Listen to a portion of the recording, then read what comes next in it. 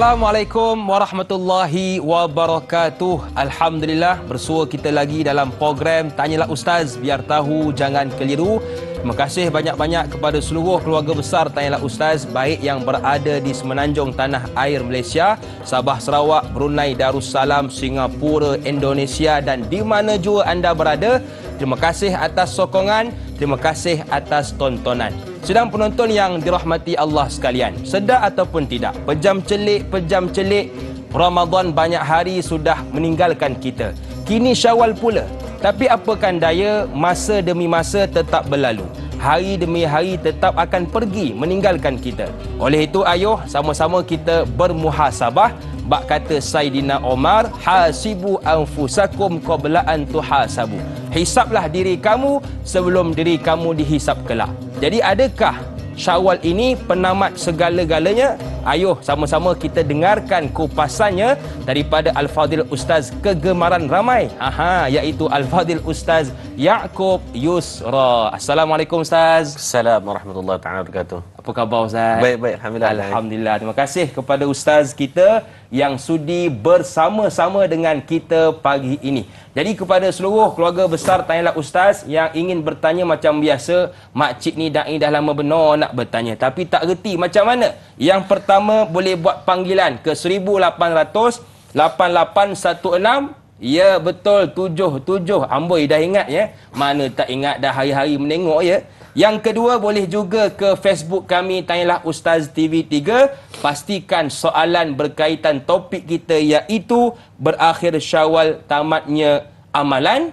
Jadi jom kita teruskan dahulu dengan muqaddimah topik kita pada pagi ini. Silakan Ustaz. Bismillahirrahmanirrahim. Assalamualaikum warahmatullahi taala wabarakatuh. Alhamdulillah, alhamdulillah nahmaduhu wa nasta'inuhu wa nastaghfiruh.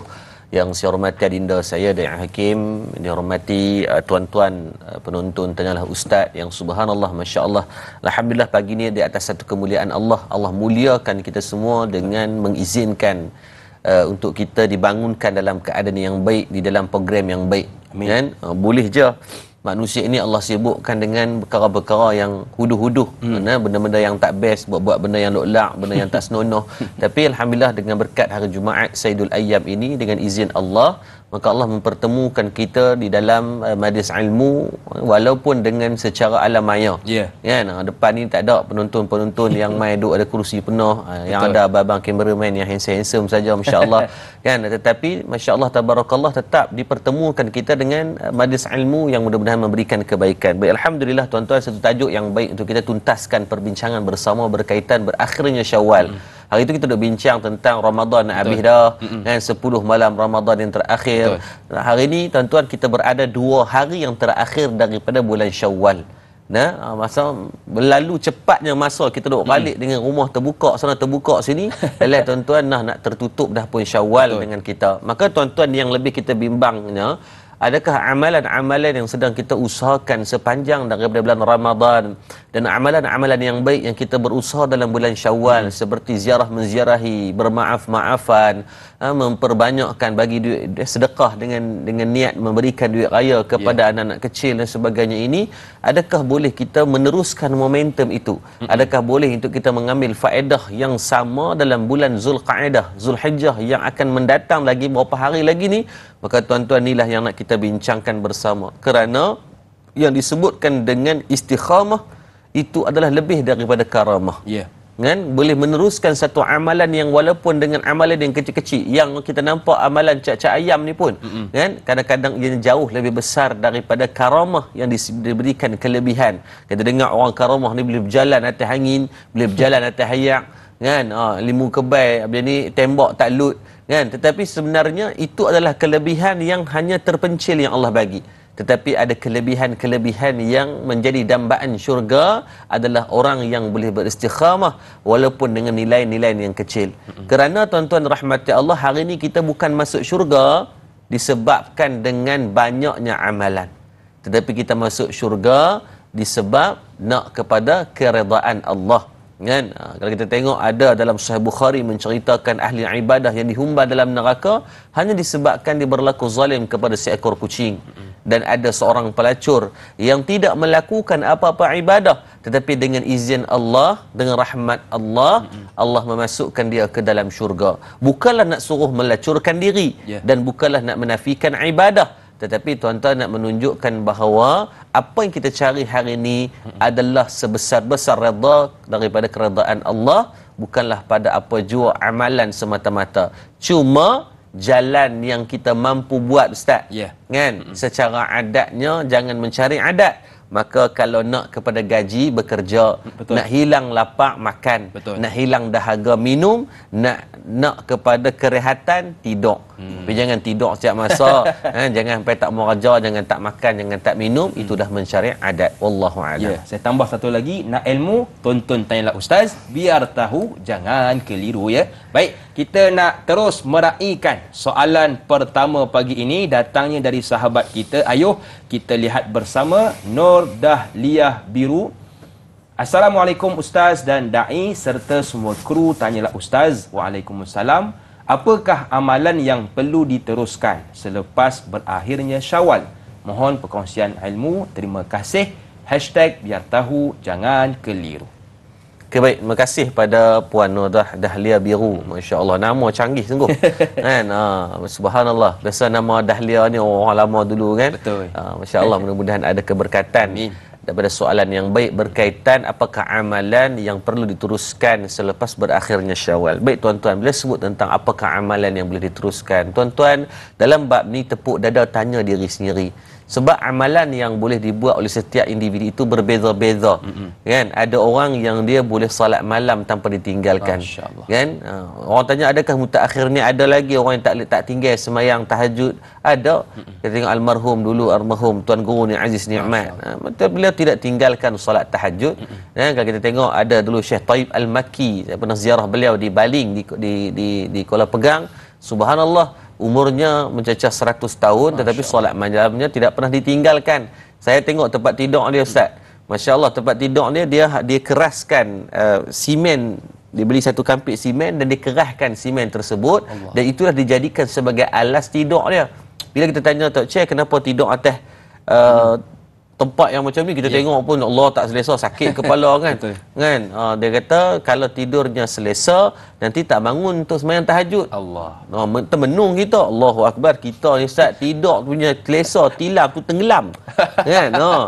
Subhanallah. Bukan kata salah pada keselesaan tu, tapi sebab nak pulun jaga kepada amalan yang dia boleh bangun pada solat malam. Maka tuan-tuan dalam beramalan, tuan-tuan tepuk tanya diri sendiri apa yang kita mampu buat walaupun dengan sekecil-kecil amalan. Kan ada satu tempat kuliah muslimat saya pernah pergi di Sungai Petani. Dia makcik ni dia istiqamah, dia buat apa? Dia akan sediakan cok kodok. Cok kodok. Okay. Kalau kita dia panggil cok kodok ni cok apa? Cok kodok. Cok kodok kan? Cok kodok kan?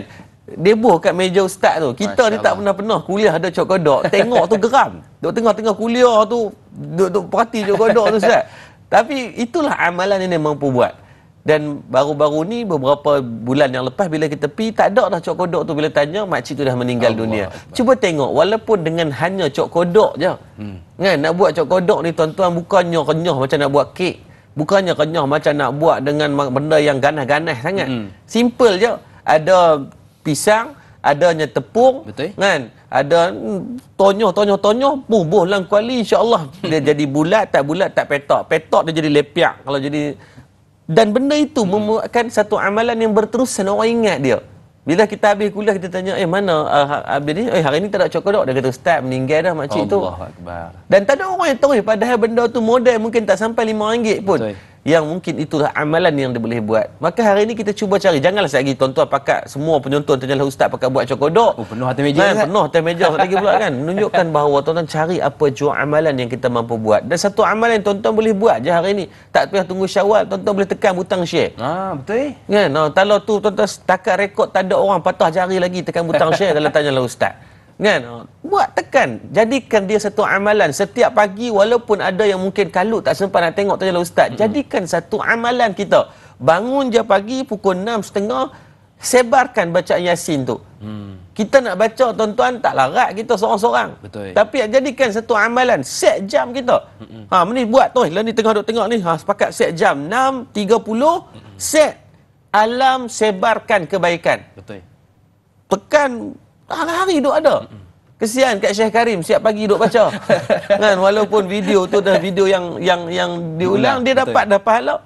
Kan kita nak baca macam tu tak dan kita tak sempat, kita nak set macam mana yang dah di-set up oleh pihak teknikal daripada TV3 ni. Yeah. Maka apa yang mampu kita buat, seminit tak sampai tuan-tuan. Masuk, copy link, hantar kat grup WhatsApp. Grup WhatsApp banyak ustaz.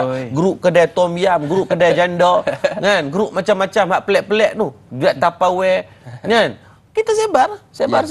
Jadikan amalan 30 saat kita sebarkan mungkin 30 grup. Masya-Allah. Kan selected je, select, pam keluar. Walaupun tak ada orang yang melihat ataupun klik, Allah janji dah faman ya'mal misqal zarratin khairan yarah. Dah dapat dah pahala walaupun dengan sebesar zarah. Kan walaupun dia kata ustaz saya malas ustaz kalau pagi-pagi saya share tentang kebaikan ni ustaz, sampai tengah hari ada 2 like. 1 like saya geram ustaz, saya like sendiri.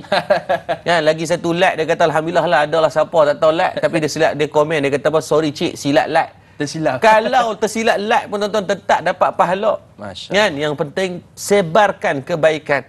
Carilah apa jua amalan yang kita mampu buat, yang kita boleh kekalkan ianya sampai kita mati. Tak perlu kita bandingkan kita dengan orang lain. Ada orang yang boleh buat amalan tu, kita ada benda yang kita boleh cemburu kepada dia, kita cemburu. Tapi kita ni ukur baju di badan sendiri, pastikan ada amalan yang berterusan kita buat. Saya pergi di rumah Ustazah Asma Harun, saya pergi ziarah dia baru ni. Saya tengok ada ikan. Tanya Ustazah awak kalau di rumah Ustazah ni macam-macam binatang ada. Kan gajah dengan harimau saya rasa tak ada. Yang lain semua ada. Dia bela arnab, dia bela kucing, dia bela ikan, dia bela kira hamster. So saya kenapa banyak sangat binatang? Dia kata ustaz alhamdulillah lah ustazah sibuk pagi-pagi. Jadi nak keluar pagi biasanya dapat bagi ikan makan, dapat bagi ayam makan, dapat bagi kucing makan. Maka kan mudah-mudahan itulah dikira sebagai sedekah. Kita dengar Allahu Rabbi hebatnya, jauh pandangannya sehingga kan nak keluar pagi pun ada nilai kebaikan yang mampu dibuat setiap hari. Maka tuan-tuan carilah di mana kemampuan kita, mudah-mudahan ada keberkatan insya-Allah. Baik, jadi setakat ni amalan yang paling dekat dan paling cepat kita boleh buat ialah tekan butang kongsi, kita sebarkan ke seramai mungkin perkongsian ilmu pada pagi ini. Boleh ke boleh? Boleh, cantik. Baik, tadi Ustaz ada menyebut tentang tidurnya seorang ulama di negara kita ini. Saya ada satu soalan juga dari sahabat kita tentang tidur ini, dari Al-Shal. Assalamualaikum Ustaz dan Da'i. Waalaikumsalam. Mengapa pentingnya istiqamah dalam beribadah? Bagaimana cara Rasulullah sallallahu alaihi wasallam yang diceritakan oleh Sayyidatina Aisyah bila mana baginda tertidur di malam hari atau sakit, maka baginda akan menggantikannya pada waktu siang sebanyak 12 rakaat. Hadis riwayat Bukhari. Mohon perincian dari Ustaz. Syukran. #biar tahu jangan keliru. Baik, terima kasih pada Puan Al-Shal atas soalan yang sangat baik berkaitan macam mana kita betapa pentingnya untuk kita istiqamah di atas satu amalan ataupun ibadah, dan macam mana untuk nak meneruskan momentum tersebut. Sebab kalau kita tengok bagaimana Rasulullah sallallahu alaihi wasallam meriwayatkan riwayat daripada Imam Bukhari yang disebutkan dalam pertanyaan beliau Al-Shal tadi, Nabi SAW sehingga menjadikan satu benchmark kepada diri Nabi sendiri, bukan menjadi arahan ataupun kewajipan kepada umat yang lain. Ini kita semua adalah ketika Nabi meninggalkan, ada hari yang pernah diriwayatkan tentang Nabi sakit, Nabi tak sihat, maka tidak Nabi bangun, tak bangun malam untuk solat seperti kebiasaan yang Nabi buat. Maka apa yang Nabi buat adalah Nabi qada solat tersebut pada siang harinya, walaupun solat sunat. Kan sampai solat sunat pun qada, kalau hak yang fardu pi qada, kita atas fardu kita tak qada, memang cak ayam sangatlah, kuduhlah panggil kita. Kan Rasulullah SAW hak sunat tu pun Nabi setkan dalam dirinya, rasa tak tenang hidup kalau tak gantikan balik. Lepas tu kata bila manusia bila sampai satu pada martabat merasai halawah, kemanisan ataupun keseronokan, gairahnya melakukan ibadah atau satu amalan ni, mereka akan terus buat. Betul. Dia akan rasa tak tenang, rasa tak tuntuang Ustaz. Kalau tak buat, kalau tak buat satu-satu amalan tu. Ada seorang dulu saya waktu duduk di Mesir dulu, ada guru saya ustaz nama Syekh namanya. Baru ni dia main Malaysia. Saya atok jadual dia di Malaysia. Allah Samad Syekh Saiful Rijal daripada lulusan Darul Iftar. Iftar dia muda lagi Ustaz. Dia dalam mungkin 5 tahun kot lebih berumur daripada saya ketika tu, tapi alim orangnya. Masya-Allah. Sempat 2 tahun saya berkhidmat dengan dia. Ustaz, dia merasai kelazatan Quran.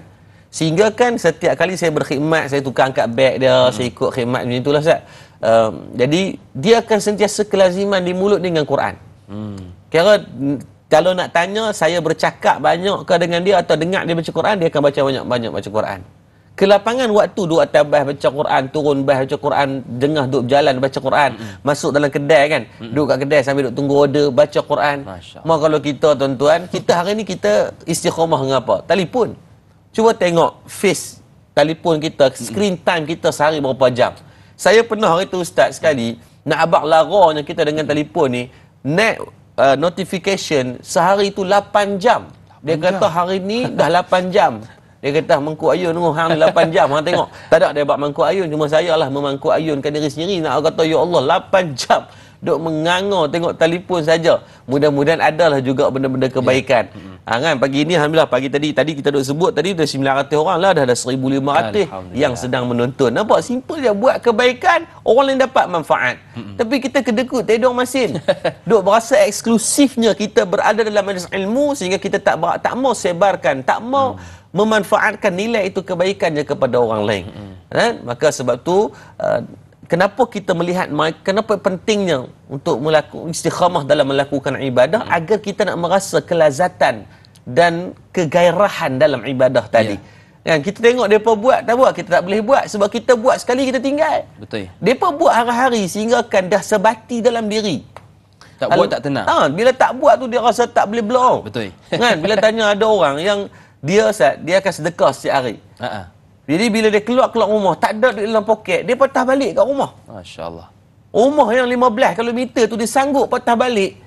Dia telefon bos ni kata, "Bos, lagi saya masuk lambat sikit." Bila tanya kenapa? Sebab saya tak bawa duit. Tak ada masalah, lah pejabat bukan kena banyak duit pun tak. Dia kata lagi saya tak boleh nak sedekah. Allah. Punyalah sampai dia rasa tak boleh belah lah hidup tu kalau tak buat satu amalan yang dah dia biasa buat. Maka hari ni tuan-tuan cuba nak rutinkan satu amalan itu. Maka sebab tu kena usaha buat juga. Pilih satu amalan yang kita boleh buat istiqamah. Doa amalan tersebut kita boleh buat sampai mati. Kita bagi contoh cerita tentang kisah Abad bin Bashir radhiyallahu anhu yang disebut dalam riwayat. Yang mana ketika mana Abad bin Bashir ni duduk dalam satu peperangan, dia dipartnerkan dengan Sayyidina Ammar bin Yasir, anak kepada lelaki yang pertama mati kena bunuh kan bersama dengan Sumayyah kan. Maka ketika Abad bin Bashir ni ditugas oleh Rasulullah untuk menjaga dalam satu peperangan, maka dia tengah sembahyang, tengah duk jaga ni, dia boring duduk saja. Nak main PUBG Mobile Legend, tak ada telefon ke apa. Dan depa tak hidup dengan benda-benda yang larak. Maka dalam duk berjaga tu kalau kita bersembang Ustaz. Kan? Membang aku pergi mengai dapat ikan tu besar lori orang sembang muhung kan. Tak, mereka tak ada dengan benda-benda yang macam tu. Apa yang dia buat adalah sembahyang sunat. Tengah duk berjaga malam tu, dia boleh sembahyang sunat dalam keadaan memantau tu semayang. Tengah duduk semayang, musuh nampak dia ni duduk berdiri senyap macam ni, dia kata mungkin ruang tu kita nak panah dia. Maka dipanah dengan satu panahan lekat dekat tubuh Abad bin Bashir. Secara adatnya kita nyamuk lalu kot telinga pun bebal. Betul. Allahu akbar, nyok lah dia main rem. Kena pula pakai wai suku punya enjin. Dia rem tu kita bebal dah, kata mampus lagi boleh. Geram dah. Nak abang kata tak khusyuknya solat kita. Tengah angkat takbir tu kita boleh duk tengok sebelah. Dia ni tu sebelah aku ni dia pakai plekat kemarin ni. Kan? Boleh duk sembang pasal orang ni. Tapi Abad bin Bashir ni dalam keadaan tubuhnya kena panah, beliau tak sedar kata kena panah. Allahu akbar. Betapa manisnya ibadah yang dia sedang lakukan. Dibacakan terus baca. Musuh tengok dia ni apa dia ni. Tak orang kata apa tak loot. Kan tak tembus ni, maka dipanah lagi sampailah peringkat dipendekkan cerita Abad bin Bashir syahidnya beliau dalam keadaan sehingga tidak sedar dia akan cederanya pada tubuh disebabkan lazatnya melakukan ibadah. Maka kita mengharapkan di antara kita juga boleh merasai kelazatan ibadah sehingga kan kita tidak pedulikan apa yang berlaku keliling kita, melainkan kita hanya fokus kepada pandangan Allah Subhanahu wa taala, kerana manusia tidak boleh memberikan bekas yang hanya boleh memberikan kesan, dan apa jua benda adalah mutlak milik Allah Subhanahu wa taala. Wallahu a'lam. Okey, baik. Jadi saya nak tinggalkan persoalan kepada sidang penonton. Kita hari ini kalau tertinggal amalan yang selalu kita buat, kita rasa tak tenang atau tak apa. Jadi sama-sama kita tanya diri sendiri, berehat seketika. Jangan ke mana-mana, teruskan bersama dengan kami dalam Tanyalah Ustaz. Biar tahu, jangan keliru.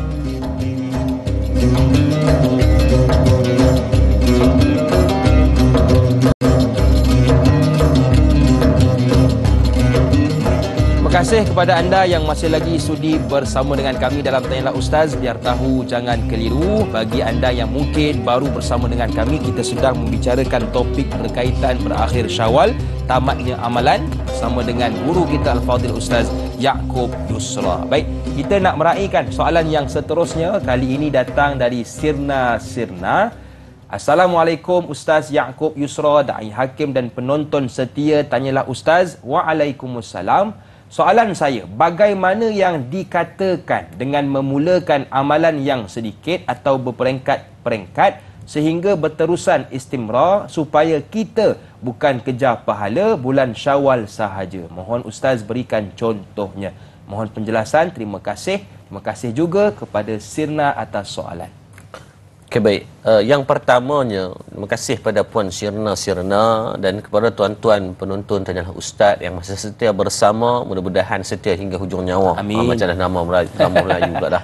Baik, tuan-tuan, bila sebut tentang bagaimana yang dikatakan nak memulakan amalan yang sedikit ataupun berperingkat-peringkat untuk nak mendapatkan pada makam yang disebutkan dengan istimrar ataupun berterusan kita boleh buat. Istiqamah kita boleh kekalkan momentum tersebut. Tuan-tuan pegang satu benda. Version 1 is better than version none. Satu lebih baik daripada kosong. Dua lebih baik daripada satu. Tiga lebih baik daripada dua. Dari segi perangkaan. Yang angka-angka tadi, yang tak baiknya pada kahwin ni. Itu orang tak mahu. Satu-satu ya cukup. Kan? Tapi dari segi amalan, the moment kita boleh buat satu itu dah lebih baik dah. Okey dah. Betul. Cuma macam mana nak memastikan yang satu ni duk ada lagi dan esok boleh tambah lagi. Kalau tak boleh tambah pun, jangan tinggal dan buang yang satu tadi. Kalau bulan Ramadan, kita dah boleh bangun dah malam untuk semayang, kurang-kurangnya tarawih. Maka memanglah bulan Syawal tak boleh buat tarawih, jangan boleh ulak pula, duk ajak Tok Imam buat tarawih juga, balik awal kita. Maka jangan ditinggalkan terus sehingga kan tak ada langsung pada solat malamnya. Kan contoh kita bangun pukul 5.30. Ya. Tengok-tengok ada lagi 10 minit. Apa salahnya kita bangun kurang-kurang buat semayang witir? Betul. Ataupun duk ada 10 minit lagi, sempat je buat semayang tahajud 2 rakaat. Kan? Jangan pergi angkat semayang tasbih pula, memang confirm lah tak dan. Kan? Maka ambil, curi ruang waktu yang ada itu untuk bermula dengan amalan yang sedikit tadi. Sebab disebut ketika mana Nabi balik daripada peristiwa Isra' wal Mi'raj, disebut dalam kitab Jama'ul Fawaid, kan, Syekh Dr. Fatani mengarang satu kitab berkaitan kisah bagaimana perjalanan pulangnya Rasulullah dalam peristiwa Isra' wal Mi'raj.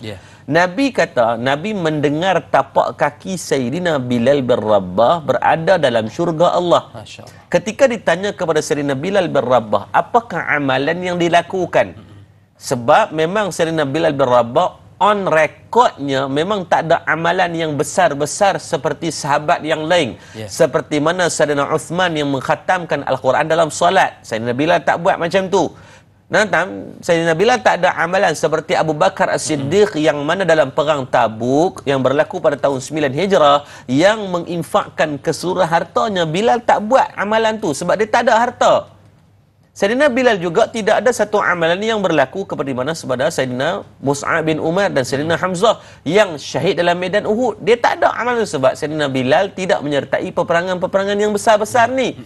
Tetapi apakah amalan yang mungkin kita nampak sedikit dan kecil adalah dia istiqamah melakukan salat sunat wudu. Yang tu je. Tetapi Masya Allah, Tabarakallah, dengan amalan yang kita nampak kecil itulah yang menjadikan Sayyidina Bilal bin Rabah menjadi di antara orang yang diberikan jaminan syurga. Maksudnya apa tuan-tuan? Hak kita nak nampak cak ayam tu tiba-tiba Masya Allah, Tabarakallah. Sebagai contoh yang lain, kalau kita tengok kisah Uwais Al-Qarni, kita banyak bercakap dan mengenal Uwais Al-Qarni yang disebutkan oleh hadis Nabi SAW akan akhir di zaman tabi'in, zaman kamu nanti ada seorang yang mana Uwais Al-Qarni namanya, yang datang daripada Yaman, yang beliau ini yang doanya tidak ditolak oleh Allah. Kalau kamu jumpa Nabi Habak kepada Sayyidina Umar dan Sayyidina Ali, hang minta doa kat mereka, minta doa kat dia, sebab doa dia dimakbulkan oleh Allah dan tidak akan ditolak. Masya Allah. Pening Sayyidina Umar dengan Sayyidina Ali duk fikir ni, apa amalan yang dia buat ni sampai Nabi sebut sebagai bentuk jaminan, yang Nabi kata Nabi tak sempat jumpa dia, tapi hampa sempat jumpa nanti sebab dia lahir daripada kalangan tabi'in. Masya Allah. Uwais Al-Qarni ni bukan harta yang banyak. Dia dilahirkan daripada keluarga yang miskin. Ayah dia dah meninggal dunia, mak dia pula buta, mak dia miskin, dia ada penyakit sopak, orang pulau dia duduk dengan mak dia di kawasan pendalaman. Dia disebut riwayat Uwais Al-Qarni. Kita duk cerita dia berkhidmat kepada mak. Tuan-tuan, sebelum nampak tentang dia berkhidmat kepada mak, tengok proses sedikit yang dia mula. Apa yang dia mula? Mak dia suarakan, wahai Uwais Al-Qarni, mak teringin nak pergi haji. Boleh tak kamu ikhtiarkan sesuatu? Dia ni duit tak ada ni. Dalam tabung haji tak ada simpanan langsung ni. Akaun pun tak ada. Kan? Nak tunggu giliak. Kalau kita lah ada akaun, kurang-kurang giliak saya Alhamdulillah lah 2070. Adalah juga. Kan? Komen-komen Cak Yam pun. Kan? Hak yang dia ni akaun pun tak ada. Nak tunggu tarikh macam mana? Maka mak dia kata nak juga, tapi dia fikir, cuba tengok proses dia mula dengan yang sedikit dan kecil. Dia mula dengan proses yang pertama. Apa dia buat? Dia duk fikir, Ustaz, nak secara adat dia tak boleh nak bawa mak dia. Sebab mak dia tak boleh jalan kaki, mak dia tak boleh dia pergi sendiri sebab dia tak, mak dia buta. Kan? Mak dia mana ada waist, corner kanan, corner kiri, duduk abang, tak ada. Maka terpaksa kudrat dia yang kena bawa. Maka dia fikir-fikir, okey, dia ada kemampuan sedikit, dengan simpanan yang sedikit dia ada, dia beli seekor anak lembu. Nah, ni proses kata benda kecil, mula yang kecil dulu. Maka orang dia kata, kenapa pula nak apa kena-mengena lembu dengan nak bawa mak pergi buat haji? Kan, kalau hang biar mak hang lepas seorang-seorang, mana dia pergi, tak ada. Mana nak sampai ke Allahumma salli ala Sayyidina Muhammad, Mekahnya sila sampai Bukit Jalil ke, sampai Ceras ke Ampang ke, sebab mana kau lembu tu nak tahu. Kita abang lembu hampir Mekah lah, jangan duk pergi kono terpaling. Dia tak faham. Maka apa yang dia buat adalah, dia dalam keadaan dia beli seekor anak lembu tadi dan dia bina. Dia ni satu pondok ataupun kandang lembu tu di atas kawasan Tilal. Disebut Tilal ni kawasan yang agak tinggi. Kawasan yang tinggi lah. Dia buat macam kawasan bukit, dia buh kandang lembu. Mana ada orang buat kandang lembu kawasan tinggi macam tu? Orang boleh tak cerdik ingat Tapi tengok, orang duk kata kat dia, apa dia pelik sangat Uwais ni. Dan setiap hari apa dia buat, Ustaz? Dia akan dukung lembu tu. Buh tengah belakang dia ni, padahal lembu boleh jalan sendiri. Mana kita tengok tu ada orang belah lembu. Lagi pelik. Hambuh kat tempat atas, lepas tu duk hari-hari duk usung ulang-alik naik turun lembu. Dia kata pagi-pagi dia akan bawa, Uwais Al-Qarni akan dukung lembu buat turun. Sebab apa? Nak bagi makan di kawasan ragut di bawah. Petang lembu tu dia akan naik pula, dukung pula. Turun boleh tahan lah. Macam kita naik basikal lah, Ustaz. Turun lepas tangan, Ustaz. Punya seronok. Main nak naik, muka lebih daripada jebon lagi. Sebab apa? Penat nak kayuh tu kan. Maka dia akan buat setiap hari macam tu. Orang kata dia ni gila, dia tak waras dah lah, penyakit sopak, gila pula dah. Tuan-tuan dirahmati Allah, 6-8 bulan, riwayat sebut 8 bulan berlalu. Lembu yang tadi kecil baru putus susu, sekarang lembu itu sudah dewasa yang beratnya mencecah lebih daripada 100 kg. Tadi beli baru 20 kg, Ustaz. Sekarang mencecah lebih daripada 100 kg lembu dalam tempoh 8 bulan. Dan bukan sekadar lembu yang dibesarkan tubuhnya, tetapi juga otot-otot yang ada pada Uwais Al-Qarni. Masya Allah. Tak payah tucuk steroid lah. Sebab apa? Duk angkut lembu setiap hari menjadikan otot dan tubuh badan yang menjadi kuat. Maka bila sampai tempoh sebelum musim haji berapa bulan, maka Uwais Al-Qarni jual anak lembu tadi dan ada sedikit duit dijadikan sebagai bekalan untuk dia bawa mak dia menuju ke Mekah. Maka dia dukung mak dia. Yang kita duk kisah dia dukung mak. Kita terlupa proses ketaatan awal itu adalah dia cuba menunaikan hasrat ibu dia. Itu namanya amalan yang kecil. Betul. Hari ini tuan-tuan, berapa ramai kita yang berkemampuan untuk hantar mak ayah pergi buat umrah dan haji, tetapi tidak merasai nikmat yang sama seperti Uwais Al-Qarni. Maka tuan-tuan, walaupun tuan-tuan dan saya mungkin tidak kaya, tetapi kita boleh dengan kayanya hati untuk berkhidmat kepada mak dan ayah dengan proses yang pertama. Apalah kiranya sangat pagi ni kita telefon mak kita, Assalamualaikum mak, mak makan apa pagi ni? Walaupun tuan-tuan, pertanyaan itu hanya tanya dia makan apa, tanpa kita boleh suapkan dia di mulut, tanpa kita boleh masak pada dia. Tapi tuan-tuan, percayalah, ibu tuan-tuan di kampung seronok dengan pertanyaan tuan-tuan. Mak, pagi ni mak tengok tak tanyalah ustaz. Kan, mak jangan tengok Hindustan Muhabbatin lagi nak mak nak tengok tanyalah ustaz. Tuan-tuan, seronok mak kita di kampung kerana apa? Si anak ingat kepada dia. Biasa dulu kalau anak telefon mesti minta duit. Kan? Mak tak ada duit, kan? Maka hari ni kita telefon tanya dia tentang apa-apa benda yang boleh menyeronokkan dia. Di saat seorang anak menyenangkan ibu, maka itulah ruangan syurga buat kita, insya-Allah, mudah-mudahan. Baik ustaz, kita ada seorang pemanggil di talian. Assalamualaikum, siapa di sana? Waalaikumsalam warahmatullahi wabarakatuh. Dai Hakim dan juga Ustaz Muhammad Yaakob Yusra. Saya Umar Abdul Majid dari Felda Cini Timur 3, Pekan Faham. Assalamualaikum Ustaz dan Dai. Waalaikumsalam warahmatullahi wabarakatuh. Ya, soalan saya gini Ustaz. Ustaz, kita ni kadang-kadang, ialah dah bulan puasa, kita fulun betul lah. Orang Kedah fulun sakan. Dia fulun bulan puasa. Lepas tu dia masuk bulan Syawal pun dia masih lagi buat puasa. Mohon maaf semua, buat rumah tu buka, apa semua sedekah korang makan. Banyak dah. Bila masuk je bulan Zulkaidah ni, kadang bukanlah kata semua, ada segelintir yang nak pergi haji, itu baguslah dia dapat panggilan haji kan dalam bulan Zulkaidah ni yang tak pergi ni. Kadang-kadang dia kata banyak dah almalu, kita slow sikit bulan ni Zulkaidah ni, macam iman kita juga. Dia kata iman kita kadang-kadang naik, kadang-kadang turun. Jadi bila dah naik tu tak apalah, yang turun tu turun, janganlah turun habis. Dia kata sikit-sikit tak apalah kot. Jadi apakah kita ni boleh kaedah yang terbaik lah, kalau kita nak carilah Ustaz tu, cara yang terbaik ataupun kaedah yang terbaik untuk kita jangan jadi lagu turun naik, macam Iman kata turun naik ni. Kita terus je istiqamah supaya bulan apa pun amalan kita sama macam bulan Ramadan, macam bulan Syawal, supaya tak ada yang apa yang dikatakan turun naik ini Ustaz. Bagaimana cara dan kaedah terbaik lah Ustaz untuk kekal istiqamah, terus jangan ada turun dan naik ini. Itu soalan saya Ustaz dan Dai.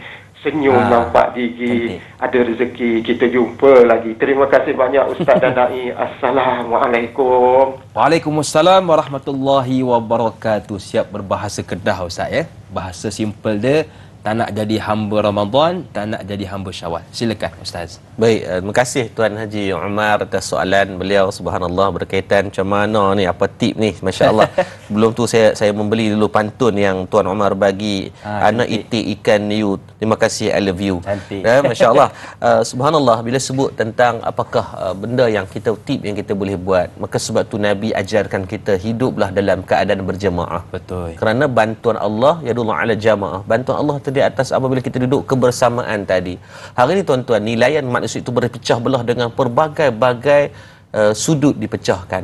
Kita dipecah dulu dalam zaman kita belajar dalam bahasa dalam sejarah dipanggil dasar pecah dan perintah yang dibawa oleh British, membuatkan habis kita ni dipecahkan melalui estate, dipecahkan dengan negara, sedangkan agama yang sama, bangsa yang sama, tapi dipecah-pecahkan. Maka dasar itu berjaya pada mereka untuk memudah melemahkan kuasa-kuasa orang Islam itu. Dan hari ini tuan-tuan, benda yang sama dibawa. Kita dipecahkan dalam soal apa? Dalam soal politik, dalam soal kenegerian. Kan, sebabkan hang sokong ni, aku ni lawan, kan? Kita dipisahkan dengan kefahaman mazhab, kita dipisahkan dalam soal kefahaman konteks sosio-politik, sosio-ekonomi, segala bentuk benda dipecah-pecahkan, menjadikan kita ni diasing-asing-asingkan, sehingga akan membuatkan kita semakin lemah. Maka sebab tu tuan-tuan, berkat dengan bulan Syawal yang ada ni tuan-tuan, bulan kemaafan, yang kita ni lembut hati memaafkan orang, cuba cari satu titik pertemuan paling common, paling cak yang kita ada kalimah la ilallah Muhammad Rasulullah. Allah ajak kita dalam semayang tuan-tuan, kita didudukkan dalam saf tanpa dibezakan warna kulit, tanpa dibezakan pangkat apa. Kalau hang CEO pun hang main lambat, hang duduk belakang. Kalau hang ni status hamba pun, kalau hang main awal, hang duduk depan. Tak ada, dia letak soft depan, mesti orang yang grade 40. T20. Saf yang kedua B40. Saf yang ketiga B60. Tak ada. Tidak diajarkan kita dan tidak dibenarkan pun untuk melakukan perbuatan tersebut. Maka tuan-tuan rahmati Allah, inilah ruang untuk kita memulakan balik untuk hidup dalam keadaan berjemaah. Kan? Kalaulah bulan Ramadan kita boleh mengimarahkan masjid, maka jangan kita kosong-kosongkan masjid. Sedih kita. Kan bulan Ramadan hari itu tuan-tuan, masjid kita tuan-tuan, Allahu Rabbi, lambat sikit tuan-tuan. Parking tu imam, parking penceramah pun dia balas. Nak abang kata punya seronok, excited dia nak pergi masjid. Tapi hari ni tuan-tuan sunyi sepi tuan-tuan, kadang-kadang masjid. Kan yang tinggal adalah saf-saf yang depan tu cuma yang dah JK orang yang sama yang sebelum Ramadan itu. Maka macam mana nak mengekalkan ibadah itu boleh kekal dengan kita, hidup dengan berjemaah. Kerana insya-Allah di saat kita lemah akan ada orang yang boleh menarik, akan ada orang yang boleh memimpin tangan dan menegur kita, wa tawassaw bil haqq wa tawassaw bis sabr, untuk terus melakukan ibadah. Mudah-mudahan persoalan tersebut bukanlah hanya yang bertanya tetapi termasuk yang menjawab dan yang mendengar, insya-Allah, mudah-mudahan. Okey, jadi tipsnya jangan kita tinggalkan jemaah. Bagi anda yang duduk dalam grup tadarus, grup tilawah, jangan left. Grup sedekah, jangan left. Teruskan berjemaah. Baik, kita nak beristighfar seketika. Jangan ke mana-mana, teruskan bersama dengan kami dalam Tanyalah Ustaz. Biar tahu, jangan keliru.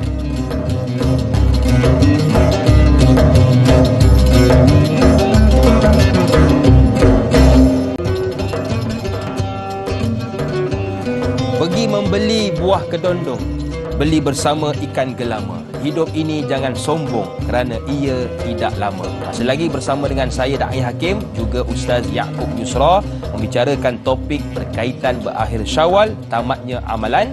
Jadi kita nak teruskan soalan-soalan dari anda, dan kali ini pula datang dari sahabat kita Jai. Assalamualaikum. Waalaikumsalam. Sebaik tamat Syawal, amalan kunjung-mengunjung, bersedekah, bermaafan, semuanya lenyap. Jika bermaafan di luar bulan Syawal, pasti ada yang berasa pelik. Sedangkan Islam anjurkan umatnya selalu saling memaafkan setiap waktu. Bagaimana nak ubah persepsi masyarakat dalam hal ini, Ustaz? #biar tahu, jangan keliru. Terima kasih kepada Jai atas soalan. Silakan Ustaz. Baik, terima kasih pada Jai atas soalan berkaitan kita bawa satu bentuk stigma, kebiasaannya bermaaf-maafan, ziarah-menziarahi, bagi duit raya itu adalah berlaku dalam bulan Syawal. Itu hanya atau musim raya lah, bulan raya dia panggil. Bila habis Syawal hilang benda tu. Jadi kalau kita pergi ziarah bulan lepas Syawal ni, rasa ni ada apa tau mai, ada kata jadi pelik kan. Sedangkan amalan ziarah-menziarah itu boleh dilakukan sepanjang tahun pada waktu-waktu yang sesuai. Jangan pergi ziarah orang pukul 1 pagi pula, nampak tak senonoh sangat, nampak tak cerdik kan, kurang kismis dia kan. Maka tuan-tuan rahmati Allah, macam mana nak ubah persepsi masyarakat? Baik, yang pertamanya, sebagai manusia yang biasa, tuan-tuan dan saya tak boleh ubah orang. Betul. Tuan-tuan ingat, kita tak boleh ubah masa lepas dan kita tak boleh ubah manusia yang lain. Tetapi kita semua boleh ubah apa? Diri sendiri. Maka bila sebut persepsi ni, disebabkan menjadi kelaziman benda itu dibuat. Jadi semua orang yang turut dia ikut saja. Kan? Siapa yang nak ubah? Tuan-tuan dan saya lah yang perlu ubah. Kan? Maka sebab itulah kita perlu untuk membetulkan benda dah biasa berlaku dalam masyarakat kita. Kan, amalan ziarah-menziarahi, maaf-maafan, kan, suami minta maaf kat isteri minta maaf kat suami, anak-anak minta maaf kat ayah. Satu Syawal tu je. Betul. Kan, padahal amalan tersebut perlu dibuat setiap hari. Seorang isteri perlu minta maaf sebelum tidurnya kepada suami. Abang, saya minta maaf kalau ada hari ini mungkin salah silap. Suami pun kena minta maaf kat isteri. Kan, kita pun ada banyak salah dengan dia. Kadang-kadang kita terlepas cakap, kadang-kadang kita terlebih marah, kadang-kadang kita menggunakan kuasa veto dengan jalan yang salah. Anak-anak minta maaf kepada mak ayah bukan hanya pada setahun sekali itu je. Setiap hari kita minta maaf sebab kita tak tahu, bukan kita mati pada 1 Syawal je. Setuju. Kan, kita mati pada setiap hari tanpa cuti pun. Kan, tak pernah cuti. Saya tengok rekod, saya ada urusan sangkul ni, mati kot dia pernah ambil emergency leave ke hari-hari tertentu kan. Dia buat keluar notis, hari ni jangan siapa pun mati. Tak ada. Dia main waktu sama ya, tua muda meninggal juga. Maka jadi kita lah perlu buat dulu.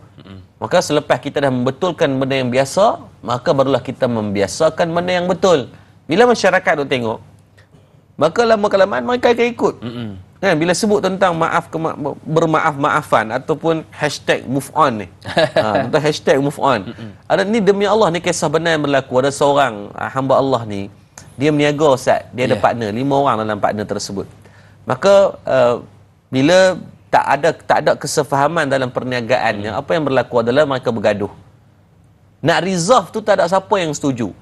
Tak ada siapa mau keluar daripada syarikat tersebut, tapi dah tak boleh sepakat dah. Kan? Nak bercerai tapi sayang, takut harta sepencarian. Maka duduklah dalam keadaan pergi naik turun mahkamah 2-3 tahun Ustaz. Dengan perniagaan yang mereka uruskan bersama pada asalnya itu menjadi kucak-kacir disebabkan tidak ada kesefahaman. Nak cuba resolve cara lain, masing-masing ada ego. Yang ni rasa dia betul, yang ni rasa dia betul. Tuan-tuan dirahmati Allah, 2 tahun perniagaan tersebut bukan sekadar tak boleh berniaga, malahan semakin rugi pada setiap report mereka. Hanya sebab apa? Sebab rasa hang betul, dia pun rasa betul. Dan kawan tu sendiri kata, Ustaz, dalam tempoh 2 tahun ni Ustaz, memang rezeki ni rasa sangkut sungguh. Buat retiak ni macam-macam jalan dah, tapi tak boleh pi. Sebab apa? Sebab dalam bab silaturahim Nabi kata, man ahabba, barang siapa yang nak dimurahkan rezeki, wa yunsa'alu fi asri, dan dipanjangkan umur, falyasil rahimahu, hubungkan silaturahim, belajar memaafkan orang, belajar menerima kemaafan orang. Kita bagi kemaafan dan kita juga belajar untuk terima kemaafan orang lain. Jangan kita yang nak minta maaf orang lain, lepas tu kita tak mau maafkan orang pula. Amboi huduh perangai. Kan? Maka kena ada give and take tersebut. Tapi dia kata, Ustaz, tahun 2020 dia kata aku tak boleh hidup macam ni dah. Maka dia buat apa? Dia belajar hashtag move on tadi. Dia move on. Dia kata tak apalah, yang dah berlaku dah. Dia lepaskan apa yang berlaku tu. Hang nak ambil lah. Ambillah dengan ketamakan ini, dengan nilai 1-2 juta ni, ambillah kalau kamu nak. Dia move on, dia tubuhkan syarikat yang baru. Memulakan daripada kosong balik Ustaz. Hak tadi ada 20-30 orang sah, dia tinggal tak apalah. Staff pula semua ikut dia pula dah. Masya Allah. Staff tahulah mana dia nak pilih, mana baik dan mana buruk, mana kaca, yang mana permata. Bila dia tak apa, start daripada kosong balik. Dia jual tanah-tanah dia apa semua, dia tubuhkan syarikat yang baru. Dan dia kata, Masya Allah, dalam tempoh 2 tahun, syarikat yang 1-2 juta yang ditinggalkan kepada partner yang tamak tadi, hari ini syarikat tu dah mencecah lebih daripada 15 juta ringgit Ustaz. Masya Allah. Dengan apa? Dengan syarat move on, belajar melepaskan. Kerana tuan-tuan, the moment kita menggenggam, ni saya ajak tuan-tuan, kita genggam ni, lagi lama kita genggam, lagi sakit tangan kita. Lagi sakit. Tuan-tuan try buat. Ni try genggam sehabis kuat. Ustaz try genggam Ustaz. Ustaz nampak tangan ni macam Malik Noor sikit kan? Jangan. Kan? Tekan lama-lama. Tuan-tuan, kita tekan 5 saat ni buat rasa sakit. Tekanan lah ni, pressure lah. Kan? Tambah lagi Ustaz. Tambah lagi kekuatan. Lagi kita tambah lagi sakit. Itulah masalah. Bila kita genggam masalah tu kuat-kuat tuan-tuan, tuan-tuan akan stres. Hidup rasa tak tenang. Sebab kita belenggu dengan sakitnya tekanan pada tangan ini, mengganggu tubuh badan kita, mengganggu emosi kita, mengganggu ibadah kita. Tetapi Allah ajarkan kita apa? Ketika mana kita mengangkat takbir, kita buat macam mana? Allahu Akbar. Kita melepaskan dunia ni sekejap. Masya Allah. The moment tuan-tuan tengok, tuan-tuan daripada genggam ni, tuan-tuan pun buka sekejap. Lega. Ya Allah, lega ni tak boleh buat bincang Ustaz. Betul. Kan? Bukan macam telan Panadol extend dah. Tuan-tuan rasa kelegaan yang luar biasa ketika mana melepaskan masalah. Bila tuan-tuan duk bawa masalah dalam hidup, masalah. Tak mau memaafkan orang. Tuan-tuan tunggu akan ada orang tak maafkan kita. Betul. It's not what you give, you get back, you get more. Kita kedekut kemaafan. Tak mau. Biar pergi ke dia. Siapa suruh dia buat salah dengan aku, boleh. Kita tak buat salah dengan orang ke? Maka belajar melepaskan. Pagi ni, tuan-tuan, jom saya mengajak tuan-tuan. Saya pun mungkin ada orang yang tak suka kat saya. Tak apa. Dia tak suka kat saya, mungkin ada salah saya.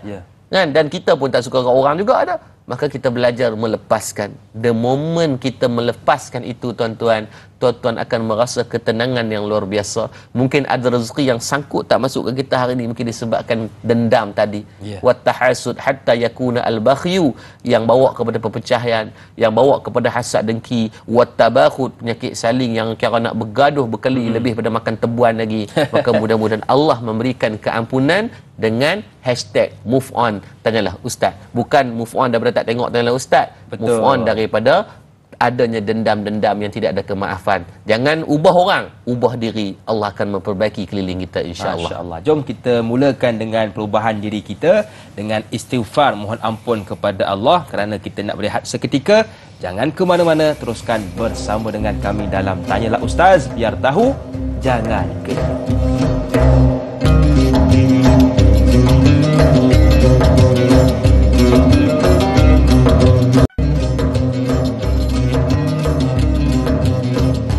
Terima kasih kepada anda yang masih lagi sudi bersama dengan kami dalam Tanyalah Ustaz, biar tahu jangan keliru. Buat anda yang mungkin baru bersama dengan kami, kita sedang membahaskan topik berkaitan berakhir Syawal, tamatnya amalan bersama dengan Al-Fadhil Ustaz Yaakob Yusra. Baik, kita kalau perhatikan pejam celik Ustaz dan sidang penonton, kita sudah berada di penghujung Syawal. Kalau tak silap saya, esok hari terakhir di bulan Syawal. Jadi bagaimana Madat sendiri dalam inisiatif mengekalkan momentum hadir ke masjid, solat jemaah, sedekah, kuliah dan sebagainya ini terus diimarahkan?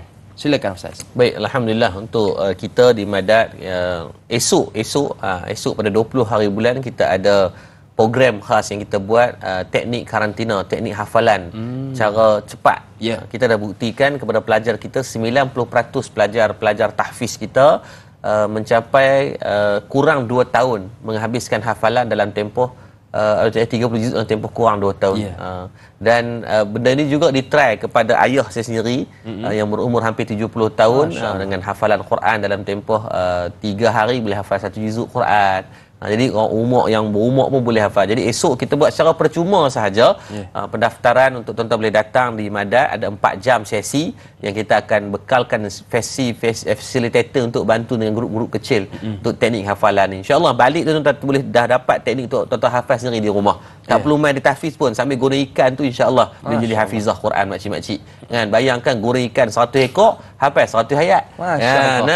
Penuh. Suami kata banyak sangat ni apa? Sebab nak hafal Quran dengan cara jadi kita ajarkan esok. Jadi masjid kita memang kita terbuka 24 jam setelah kita siap hari itu, dan sekarang kita buka sepanjang waktu. Mungkin ada yang sedang bermusafir singgah nak singgah tengah-tengah malam nak rehat, boleh singgah di masjid kita. Kita ada capsule hotel, ada 32 katil khas untuk para musafir. Ada yang mungkin nak singgah untuk mandi, ada yang mungkin nak buat assignment. Pelajar-pelajar universiti kita duk singgah datang sebab kita ada bekalan internet laju, tak relax punya. Tak ada tulis lagi dah keluar dah punya laju tu kan. Jadi ambillah manfaat dan kebaikan bersama dengan fasiliti-fasiliti yang kita ada. Termasuk dalam masjid tu ada mini library untuk anak-anak kecil kita. Jadi tak adalah cemui sangat depan masjid kan. Kadang-kadang budak-budak ni dia nak mungkin kelainan di tempat solat mereka. Maka saya mengalu-alukan tuan-tuan untuk datang yang mungkin berdekatan. Jadi esok saya ada jamuan raya Ustaz. Bermula jam berapa Ustaz? Bermula daripada 11 pagi tu mailah. Kalau mai awal pun kita tak alau lah, mai tolong nak potong-potong ke apa. Mailah. Kita jangkakan 5,000 lebih tetamu yang datang. Jadi saya mengalu-alukan tuan-tuan yang mungkin berdekatan, datanglah ziarah sambil-sambil ambil teknik hafalan tersebut dengan cara percuma dan balik makan. Ambil itu makan dan baliklah, makan sampai kenyang, guling-guling balik pun tak ada masalah insya-Allah. Baik, kita bila dengar usaha-usaha Madat dalam menerus dan mengimarahkan program-program bukan hanya di masjid, bahkan program-program agama di luar masjid, kita rasa cemburu. Jadi Ustaz, bagaimana kami ni yang bukan di luar Madat ini turut serta dalam mengimarahkan program-program di Madat? Jadi apakah cara untuk kami menjana juga pahala di sana Ustaz? Okey, baik. Setelah masjid kita siap, kita tak berhenti takat tu Ustaz. Sekarang kita baru siapkan pula rumah kucing yang boleh menempatkan sekitar 500 ekor kucing-kucing jalanan, kucing-kucing stray cat. Allah SWT betul-betul sebelah dengan masjid. Jadi kalau kita main masjid tu, kita boleh terus ziarah, tengok rumah kucing. Banyaklah kucing yang ada sporo, yang ada penyakit FIV ataupun macam HIV manusia ni, yang kita ada bilik-bilik kuarantin. Kita jaga kesihatan mereka. Jagalah, kita groom. Kita bukan hanya nak sediakan rumah kucing, taman kucing, tapi kita sediakan ruangan pusat education untuk penjagaan kucing. Dan sekarang juga tengah berjalan pembangunan untuk asrama tahfiz Untuk makluman tuan-tuan, untuk tahun ni saja kita mendapat permohonan lebih daripada 6,000 permohonan kemasukan pelajar. Masya-Allah. Dan duka citanya untuk awal tahun baru ni kita hanya mampu ambil 15 orang sahaja. Sebab ruangan yang agak terhad, kita fokus kepada kualiti over kuantiti lah. Ya, ya. Kan, pengajian kita percuma Ustaz, ada diet pemakanan pelajar, dietitian check pemakanan pelajar, timbang pelajar tu berat berapa. Tak mau ada obesity sebab kita tak mau budak-budak kita ni yang menjadi ikon dan duta Quran tapi tubuh badannya tak dijaga. Betul. Kan, naik motor perut buh dalam raga motor kan, tak maulah macam tu. Jaga kesihatan. Bagi Nabi kata wa an jismihi fi ma ablahu, jasad tubuh badan ni kena jaga, tak boleh buat lolak macam tu. Jadi amanah. Jadi lepas tu pelajar-pelajar kita sangat syadid dalam penjagaan makanan mereka, dikira kalori setiap hari berapa banyak mereka makan dan sebagainya. Jadi permohonan orang tinggi. Jadi 6,000 permohonan, ambil 15 orang nampak wudu sangatlah Ustaz. Jadi untuk tahun depan setelah bangunan tengah buat ada asrama dan juga kelas mereka, insya-Allah kalau siap bangunan tersebut dengan nilai angka sekitar 3.5 juta ringgit, siap je bangunan tersebut, kita mungkin boleh ambil sekitar 200 ke 300 tambahan pelajar yang baru. Dan pada siap bangunan tu akan ada bangunan sekarang ni tengah nak mula proses piling juga. Kita akan buat lagi satu asrama untuk pelajar perempuan. Sebab ramai duk tanya, Ustaz, anak perempuan kami pun nak hafal Quran. Jadi buat masa ni di Madat, Mahad Integrasi Madat belum ambil pelajar perempuan disebabkan kekangan tempat. Tak boleh nak campur lelaki dengan perempuan. Jadi kita buat stage by stage lah. Jadi insyaAllah slowly but surely itu berlaku pembangunan. Saya mengalu-alukan tuan-tuan yang mungkin duduk berdekatan datang ziarah. Jangan datang ziarah sebab nak bayar, nak ada derma. Datang ziarah sebab silaturahim. Kerana kehadiran tuan-tuan perempuan penonton Jalan Ustaz ni lah yang bawa keberkatan di tempat kita. Siapa jangka masjid boleh disiapkan dalam tempoh hanya 13 bulan. Saya pun tak boleh bayang daripada tiang pertama naik tu 13 bulan, hari ni orang dah masuk semayang setiap hari. Setiap hari tak kurang 2 sah semayang setiap waktu. Kami tak ada khariah tuan. Tu bukan masjid khariah tapi ada 2 sah orang ni, kalau ramai lah. Betul. Kan, mengatasi pula masjid-masjid yang lain. Kan, jadi kita bukan nak bersaing tapi kita nak saling melengkapi, nak mencukupkan nilai ibadah. Jadi siapa yang nak menyumbang, tuan-tuan boleh ke madatcenter.com, tuan-tuan tengok nombor yang tertera, ada nombor akaun, nombor telefon, ambil dan tuan-tuan boleh buat QR code, kod lah nak canggih-canggih sikit boleh. Jadi siapa yang menyumbang, insya-Allah tuan-tuan kita akan bagi sekitar ada 60 e-book secara percuma. Tuan-tuan boleh cetak e-book ni, memang kita benarkan untuk tuan-tuan cetak pun. Dia bukan hak cipta terpelihara, hak cipta bersama. Kita dah sebut dalam buku tersebut agar kita boleh kongsikan kebaikan. Dan pada pagi ni khas satu e-book yang kita baru siapkan adalah tentang himpunan solat-solat sunat. Sila Ustaz. Walaupun kecil je buku je, cuma dalam 25 muka surat, tetapi dari segi kontennya kita ajar tentang apakah amalan-amalan solat sunat yang kita boleh amalkan. Fadilat-fadilat dan cara kaifiat kita nak buat. Jadi kita boleh tengoklah kalau Nabi tak tinggalkan solat sunat 4 rakaat selepas daripada Isyak. Maka kita apa amalan kita boleh buat juga. Paling common, paling cak ayam, ambil lah sebahagian kecil daripada apa yang ditulis ini sebagai kebaikan kita bersama, insya-Allah. Jadi yang tak menyumbang pun tak apa, kalau nak buku ni minta saja, insya-Allah kita tak kedekut tak ada masin lah. Kita akan kongsikan agar dapat kebaikan tu bersama. Dan cuma saya nak minta tolong, yang pertama sharekan pada pagi ni, ada sekitar lagi 1,900 orang yang masih menonton. Kita dah ada 5,000 yang dah share dah. Alhamdulillah. Jadi kita tambah lagi biar ada 10,000 pagi ni. Buat geram sikit kan. Mudah-mudahan itulah amalan yang kita tak mau habis hanya semata-mata dalam bulan Syawal, tapi berterusan #tiljannah. Mudah-mudahan sampai masuk syurga dengan asbab perkongsian kebaikan yang kita buat. Tak boleh bagi duit, sebarkan kebaikan kepada orang ramai. Yang mampu berkongsi dengan duit, kongsikan dengan duit. Tak masuk dalam akaun saya pun, masuk terus dalam akaun pembangunan, akaun yang kita nak buat banyak lagi benda yang boleh bawa kepada berancak berpahala nanti, insya-Allah, mudah-mudahan. Okey, baik. Jadi jom sama-sama kita bantu dan tolong kepada pihak Madat dalam kita nak mengimarahkan program-program di sana. Paling kurang dengan sedikit sumbangan kita dapat menyelamatkan kita ketika bila di alam barzah kelak. Jadi insya-Allah Tanyalah Ustaz di TV3 akan berakhir di sini, tetapi teruskan bersama dengan saya dan juga Al-Fadhil Ustaz Yaakob Yusra selepas ini di TV9. Jangan ke mana-mana, teruskan menonton, ajak ramai lagi kawan, sanak saudara, sahabat handai untuk menonton Tanyalah Ustaz pada pagi ini. Jumpa selepas ini dalam Tanyalah Ustaz, biar tahu jangan keliru.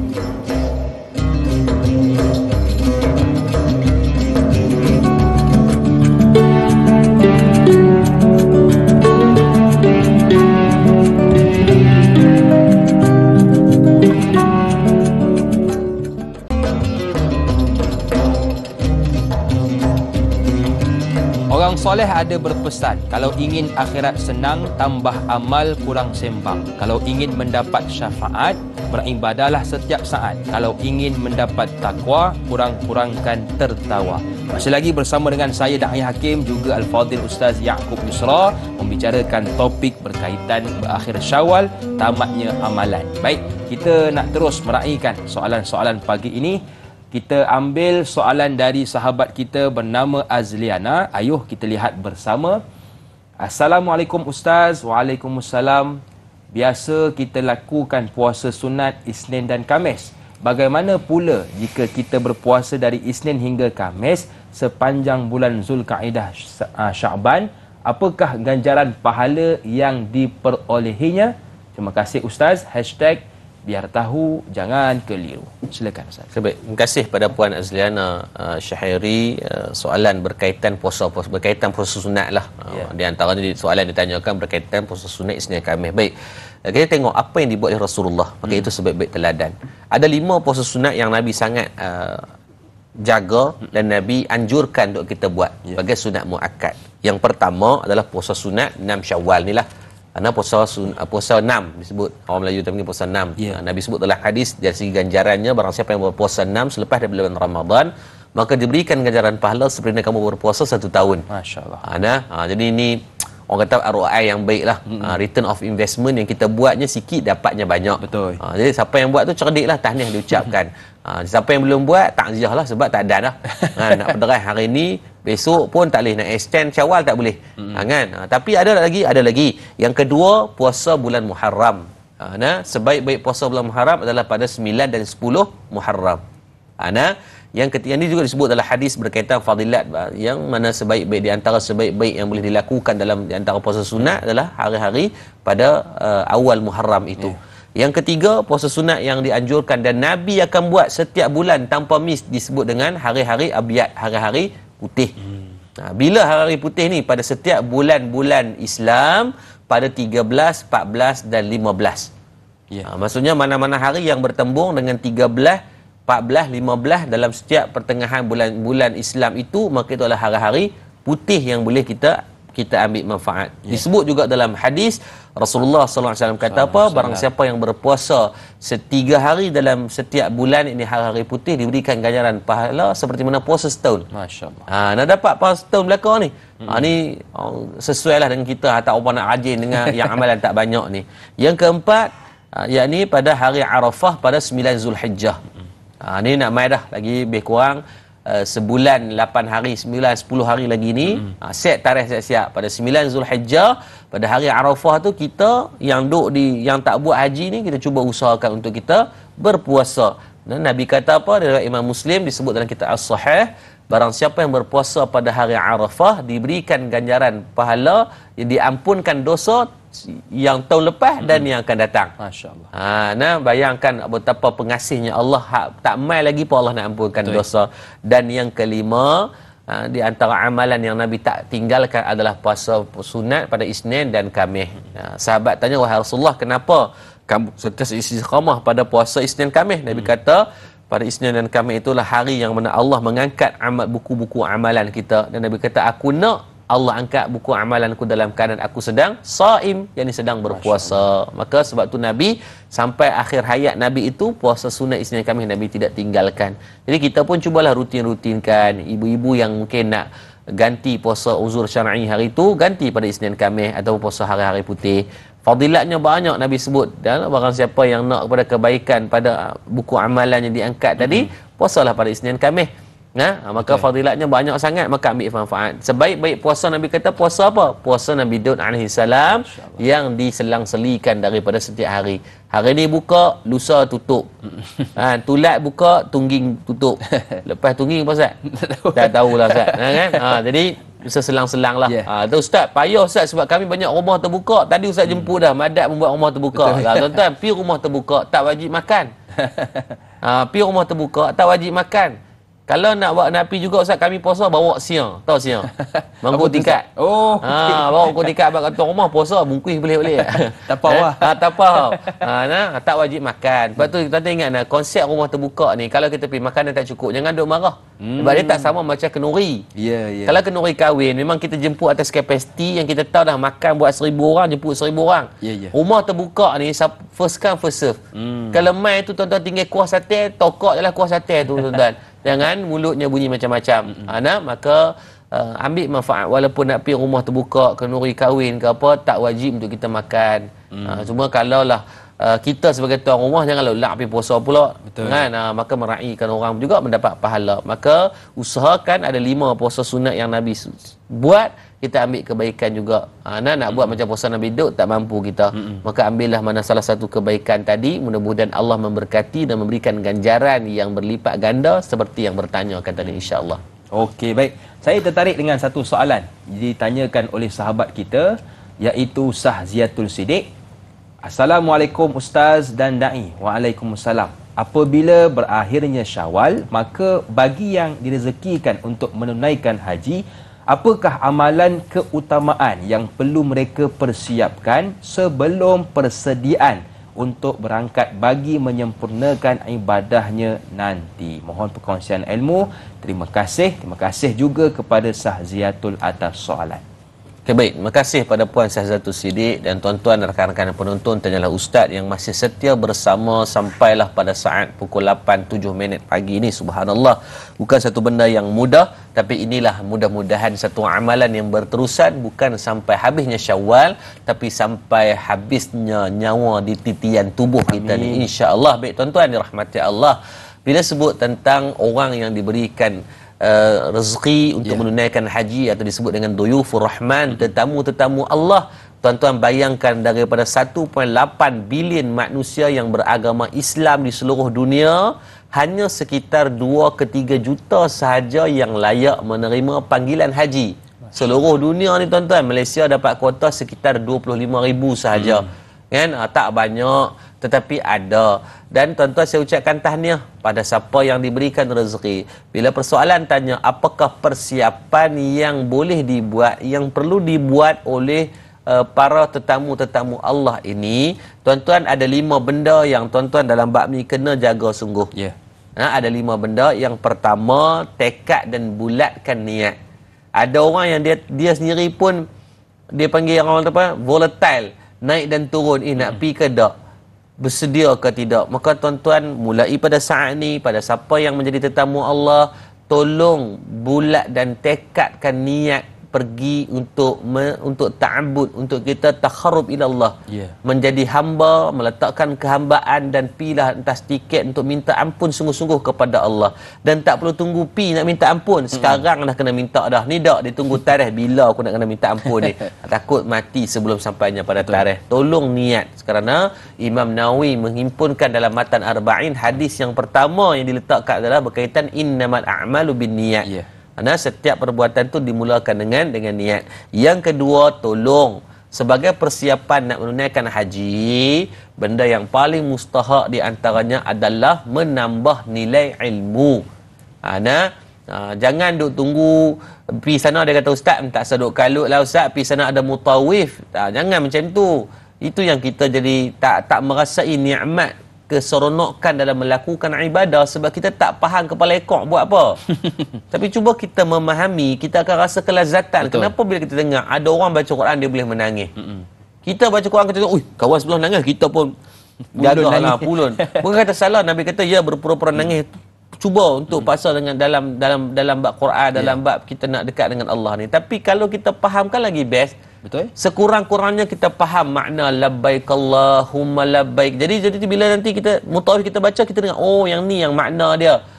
Kan? Makna istighfar astaghfirullahal azim itu maknanya apa? Bila kita lafazkan dengan bahasa yang kita faham, itu lebih masuk dalam diri kita. Lepas tu kita baca doa. Saya kalau jemaah umrah sendiri, kalau pergi saya akan ajak baca doa bahasa Melayu je. Masa tawaf tu baca doa bahasa Melayu je.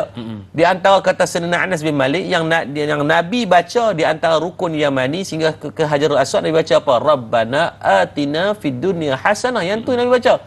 Yang lain free flow lah baca lah. Susunlah mana yang first priority kita, doa kita. Kat Multazam baca doa yang paling kita hajatkan. Kan? Mungkin siapa yang forever alone tak menikah lagi, kat tu doa minta jodoh. Siapa yang nak anak waktu tu, minta doa dapat anak. Betul. Kan? Siapa yang nak apa-apa benda yang first priority, second priority, third priority, kita doa-doa minta bahasa Melayu tak apa.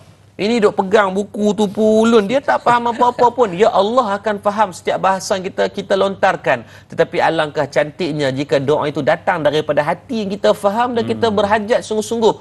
Kita sangat meletakkan penuh pengharapan kita kepada Allah Subhanahu Wa Taala. Maka tambahkan ilmu. Yang ketiga, perbaiki kualiti ibadah. Kan, banyak orang yang kadang bab semayang pun tak faham kepala ekor apa rukun qauli dan sebagainya. Maka sekaranglah ruangan yang terbaik, perbaiki kualiti ibadah. Apalah kiranya sangat kita waktu-waktu baki ada lebih kurang mungkin seminggu 2 minggu sebelum berangkat pergi menunaikan haji, panggil mungkin kita kena dalam kampung kita mungkin jumpa Tok Imam. Satgi kita habis main Jumaat lagi pergi jumpa Tok Imam. Tok Imam boleh tak? Setiap hari saya nak talaqi dengan Tok Imam. Musyafahatori, duduk depan-depan dengan Tok Imam ni, buka buku berkaitan fadilat ataupun buku berkaitan haji. Minta Tok Imam tu explain satu persatu dengan juga praktikalnya. Angkat takbir. Tok Imam tengok angkat takbir betul. Saya angkat takbir ni Allahu Akbar ke atau tromen ke. Macam betulkan kualiti ibadah itu dengan ruangan masa yang ada. Sebab waktu pergi sampai sana tu tak ada nak apa betul ya lagi. Kalut dengan pergerakannya, kalut dengan orang yang begitu ramainya. Maka sekarang kita perbaiki. Yang keempat, sediakan nafkah yang cukup kepada anak dan isteri. Dan yang kelima, istiqamah. Maka 5 benda ni ada, mudah-mudahan mendapat haji yang mabrur dan ziarah yang makbul. Saya doakan. Mudah-mudahan tahniah saya ucapkan sekali lagi. Dan pada mana rakan-rakan yang belum mendapat panggilan dan seruan, mintalah kepada Allah mudah-mudahan dan berusaha dan minta kepada Allah mudah-mudahan ada ruangan untuk tuan-tuan dan saya sebelum mati sempat menunaikan haji atau sekurang-kurangnya sempat menunaikan umrah. Amin ya rabbal alamin, insya-Allah. Jom tuan-tuan bantu saya dan Ustaz tulis semula kelima-lima persediaan tadi dan kita sebarkan kepada rakan dan sahabat kita yang lain, insya-Allah. Baik, kita nak bertakbir seketika. Jangan ke mana-mana, teruskan bersama dengan kami dalam Tanyalah Ustaz. Biar tahu, jangan keliru.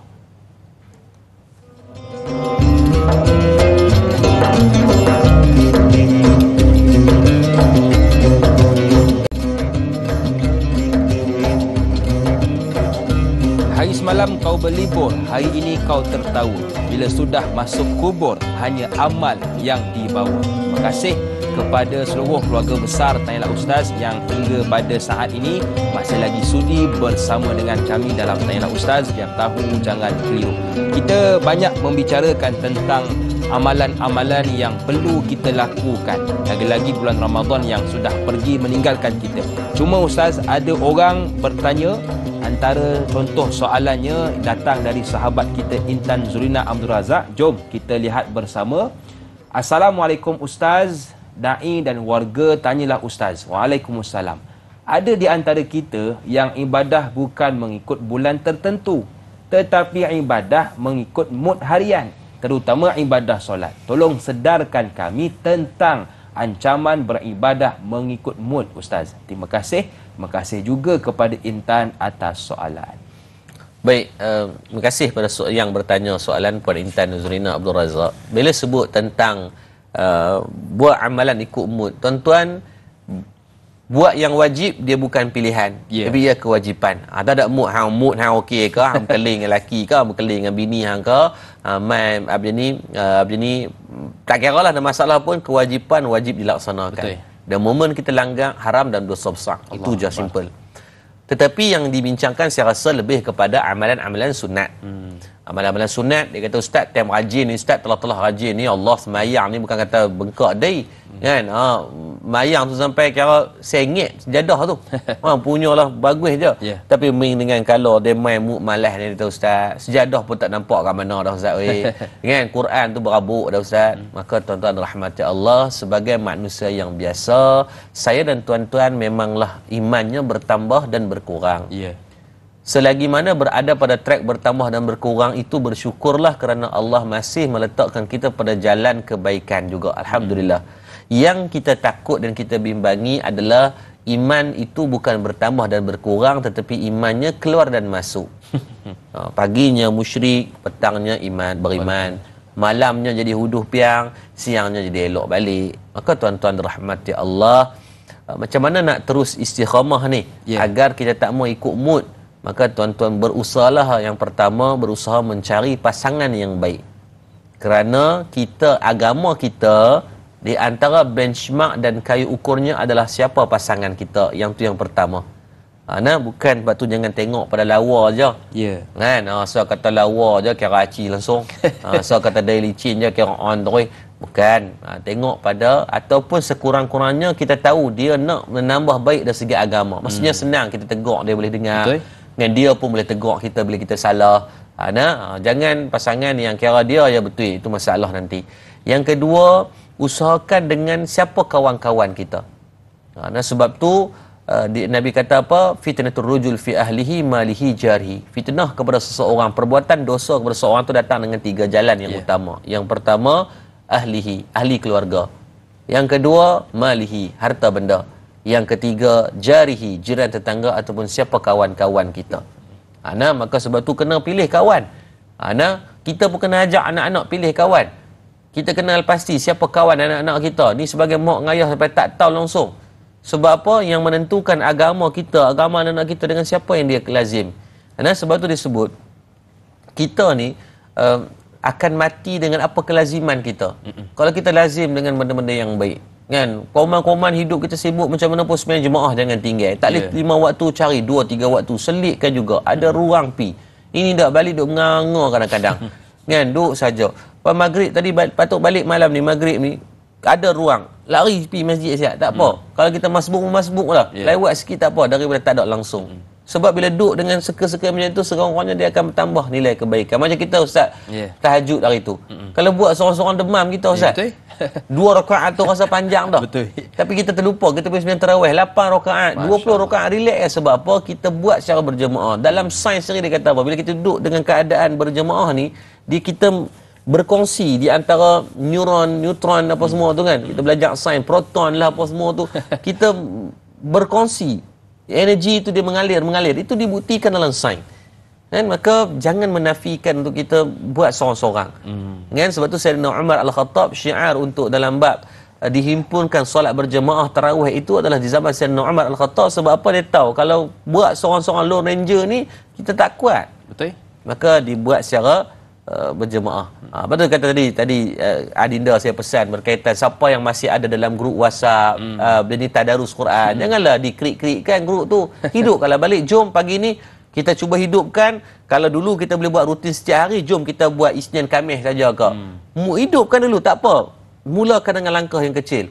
Kita hidupkan ni dak. Lepas mati habis dalam grup tu, arwah yarham dah. Bila pula hidup nanti nak dekat dengan bulan Syakban, hujung Syakban tu barulah nak aktifkan balik. Sekarang aktifkan. Siapa yang nak jadi pemula? Tuan-tuan dengan saya lah.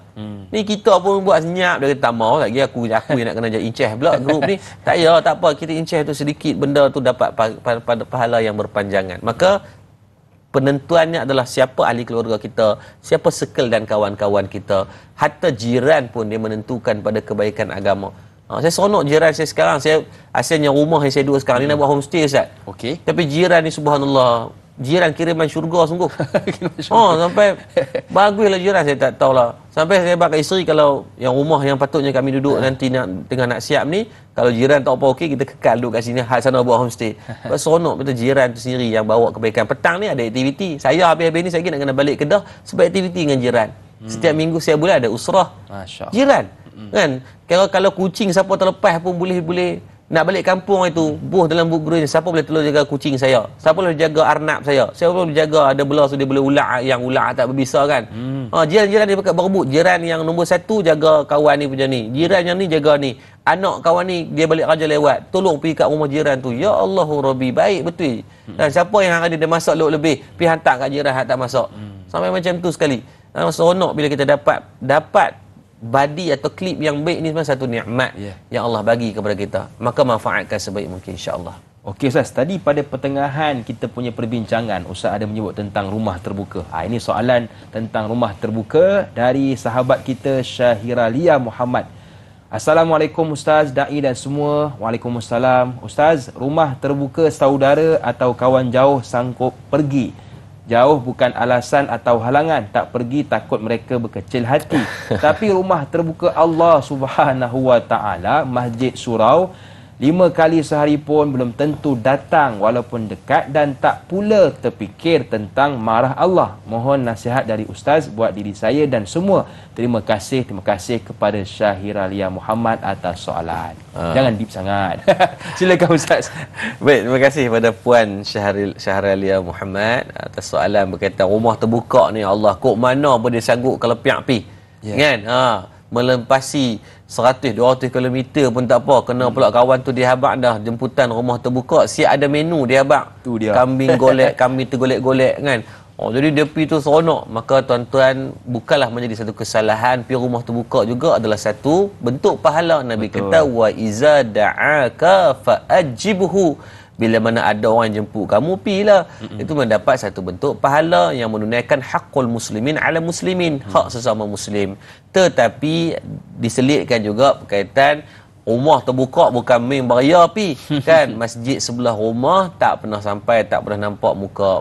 Sudah pastilah dalam bab ni tepuk dia tanya iman. Tuan-tuan, dalam bab ni atas kehendak dan keinginan masing-masing kan. Kalau dia nak pi tuan-tuan, jauh pun dia sanggup pi. Buktinya kita tengok kat Mekah. Ada orang yang hotelnya, hotel Safwa, hotel Hilton tu, terjun tu sampai terus masuk kawasan masjid. Kalau terjun boleh ikut tingkap tu, boleh terjun dengan parachute, terus sampai. Terus sampai, ni i'tikaf je. Tapi kalau dia tak mau turun tuan-tuan, dia tak turun. Tapi ada orang, kita tengok orang Pakistan, orang India tu, hotel nala reka punya jauh. Nak abang ada jauh ni. Jauh sungguh. Kalau kita tengok, ya Allah, 5 km Ustaz. Saya pernah tanya jemaah tu. 5 km. Tetapi setiap hari berulang alik. Berulang alik, tuan-tuan. Ni, kaki ni sampai bengkak ni. Bengkak. Dia nak sampai ke masjid tu puas. Tapi kalau dia ada keinginan, dia buat. Nak 1000 daya, tak mau 1000 dalih. Dia usaha untuk main. Main kalau bangsa penyegan ni Ustaz, apa pun tak mau buat. Kan? Sama juga dalam bab istilah ni. Kalau orang yang ada, dia faham tentang ROI yang terbaik, return on investment yang mana yang paling baik. Dia ada pergi rumah terbuka ke daripada rumah Allah? Dan pergi rumah terbuka sebab nak ra'i kawan-kawan. Kita pergi rumah Allah nak ra'i siapa dia? Dia nak ra'i siapa dia? Nak kepada redha Allah tadi. Kan? Dan kalaulah rumah terbuka itu mungkin setahun sekali 2 kali. Rumah Allah sentiasa terbuka setiap hari dan setiap waktu kepada kita. Kenapa tidak mengambil panggilan tersebut? Maka sebab tu tidak salah pergi rumah terbuka, juga dapat pahala. Tapi janganlah menterbukakan sangat rumah tadi sehingga akan menutup ruangan ibadah untuk diri kita. Kan, meraihkan orang itu baik, meraihkan jugalah diri sendiri, harmonikan, berdamailah dengan diri. Mudah-mudahan Allah Subhanahu Wa Ta'ala memberikan kebaikan. Pergi ziarah orang dapat pahala, sembahyang berjemaah lebih berpahala. Maka bukankah menambah-nambah pahala itu, merebut-rebut pahala itu benda yang dimuliakan? Sembahyang 5 waktu bukan 45 waktu. Maka ambillah kebaikan, cuma 5 waktu tu sahaja. Curi sekejap pergi untuk salat berjemaah. Mudah-mudahan Allah mengampunkan dan memberikan kebaikan kepada kita semua, insya-Allah. Alhamdulillah Ustaz, kita pun sudah berada di penghujung rancangan Tanyalah Ustaz. Kalau tak keberatan sedikit doa sebagai penutup Ustaz, doa ringkas. Okay, baik. A'udzubillahi minasyaitonirrajim. Bismillahirrahmanirrahim. Alhamdulillahirabbil alamin. Hamdan hamidin, hamdan syakirin, hamdan sabirin, hamdan yuwafi ni'mahu wa yukafi'u mazidah. Ya Allah, ya Tuhan kami, ampunkan dosa-dosa kami, kedua ibu dan ayah kami, guru-guru kami, pemimpin-pemimpin kami, jiran tetangga kami, sama ada dalam keadaan kami sedar atau kami tak sedar. Ya Allah, ya Latif, lembutkan hati kami. Hati kami keras dengan dosa dan maksiat yang telah kami lakukan. Ya Allah, ya Allah, tangan yang kami tadah pada pagi ni, tangan yang banyak buat dosa, yang banyak melakukan kemaksiatan, yang buat kemungkaran di atas muka bumi-Mu, ya Allah. Ya Allah, ya Arhamar Rahimin, pada kami yang masih ada kedua ibu dan ayah, keizinkanlah kami dapat berbuat baik dan berbakti kepada mereka. Perelokkan akhlak kami di hadapan mereka. Lunak dan rendahkan suara kami saat kami berbicara dengan mereka. Ada perkataan, perbuatan yang pernah kami lukakan hati mereka, izinkan segera kami mohon kemaafan, ya Allah. Kami takut dengan akhlak yang buruk, Kau akan mengembalikan anak-anak yang derhaka kepada kami nantinya, ya Allah. Ya Allah, kalaulah mak dan ayah kami telah meninggal dunia, permudahkan urusan mereka di sana, lapangkan kubur mereka, hiasilah kubur mereka sebagai taman-taman syurga-Mu ya Allah. Ya Arhamar Rahimin ya Allah, kurniakan kebaikan dunia dan akhirat kepada kami, sambungkan silaturahim sesama kami ya Allah. Kau jadikan amalan yang kami usahakan pada bulan Ramadan dan Syawal ini berterusan sampai kami mati ya Allah. Bukalah kami menjadi hamba pada bulan-bulan tertentu, pada amalan-amalan tertentu, tapi Kau jadikan kami hamba-Mu ya Allah, yang sisa melakukan amal bukan pada pandangan manusia tapi nak kepada pandangan-Mu ya Allah. Ya Allah, pada kami yang sakit Kau sembuhkanlah penyakit-penyakit kami ya Allah. Pada kami yang jahil kurniakan kefahaman ilmu kepada kami. Pada kami yang masih makan harta haram, riba, rasuah, syubhah, maka ampunkan semua dosa-dosa bagi kami ya Allah. Ya Allah, teguhkan hati kami, rahmatilah kami ya Allah. Kerana kami sedang bermusuh ni ya Allah, satukanlah kami ya Allah. Pada kami yang mungkin ada hutang, lepaskan hutang daripada jalan-jalan yang baik ya Allah. Ya Allah, pada kami yang sedang menonton ni ya Allah, Kau kekalkanlah hati kami sampai mati boleh menonton Tanyalah Ustaz dengan menambah nilai ilmu setiap hari. Janganlah dibuka setiap hari kami tanpa ada madrasah ilmu yang Kau kurniakan kepada kami ya Allah. Ya Allah, kurniakanlah ni semua pada rakan-rakan, abang-abang yang sedang duduk depan kami, di belakang semua dengan kebaikan. Rabbana atina fid dunya hasanah fil akhirati hasanatan wa qina azabannar. Walhamdulillahi rabbil alamin. Taqabbalallahu minkum minna wa minkum taqabbal ya karim. Alhamdulillah, terima kasih sekali lagi kepada Al-Fadhil Ustaz Yaakob Yusra yang sudi berkongsi ilmu dengan kita pada pagi ini, dan terima kasih kepada sidang penonton atas perhatian dan atas tontonan. Akhir kata, senyum nampak gigi, ada rezeki kita berjumpa lagi. Assalamualaikum warahmatullahi wabarakatuh.